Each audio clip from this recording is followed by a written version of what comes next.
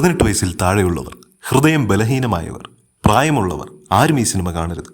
നിങ്ങൾക്കൊന്നും താങ്ങാനാവാത്ത കൊടൂര അഭിനയ മുഹൂർത്തങ്ങൾ, കൊടൂര ഫൈറ്റ് എല്ലാം ഈ ചിത്രത്തിലുണ്ട്.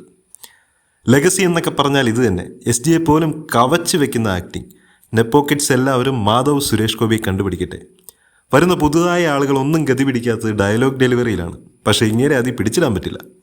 ഒരു രാജുവേട്ടൻ ലൈനാണ്. 20-23 വയസ്സിൽ ചക്രവും വാസ്തവവും ഒക്കെ ചെയ്ത പോലെ വോയിസിൽ വേട്ടനെ ഇമിറ്റേറ്റ് ചെയ്യുകയാണ് ചെക്കൻ. നമുക്കൊരു രാജുവേട്ടൻ പോരല്ലോ. ആദ്യം ഇൻ്റർവ്യൂ കണ്ടവർക്കറിയാം ഇതല്ല വോയിസ് എന്ന്. എന്നാലും ഇദ്ദേഹത്തിൻ്റെ കഷ്ടപ്പാട് ഭീകരം.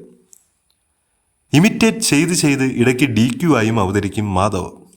ടിനി ടോമൊക്കെ കണ്ടുപിടിക്കട്ടെ. അതിമനോഹരമായ ഒരു കഥ സെറ്റിലിരുന്ന് അപ്പോൾ എഴുതിയതാവാനാണ് സാധ്യത. ഒരാളെ ഓർത്തേ വിഷമമുള്ളൂ. അവാർഡ് കിട്ടുമെന്നും കരുതി ലെനച്ചേച്ചി മൊട്ടയടിച്ച് CK ജാനു ഒക്കെയായി അഭിനയിച്ച് തകർക്കുന്നുണ്ട്. എക്സ്പ്രഷനും ലിപ്സിങ്കും മിക്കപ്പോഴും പല വഴിക്ക്, ഡയലോഗ് വേറെ വഴിക്ക്. ലെന ഒഴികെ ബാക്കി എല്ലാവരുടെയും അവസ്ഥ കുമ്മാട്ടിക്കളിയിൽ ഇതാണ്.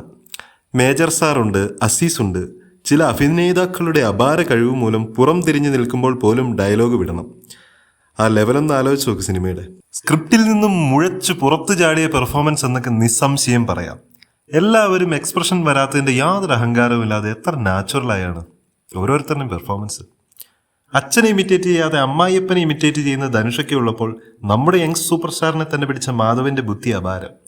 വേട്ടൻ തന്നെ വോയിസ് കൊണ്ട് നാടക നടൻ എന്ന ട്രോള് വാങ്ങുന്ന ടൈം ഇതുപോലെ ഒരു എൻട്രി നടത്താൻ മാധവ് സുരേഷ് ഗോപിക്ക് മാത്രമേ കഴിയൂ. ലെഗസി, ഒരച്ഛൻ്റെ ലെഗസി.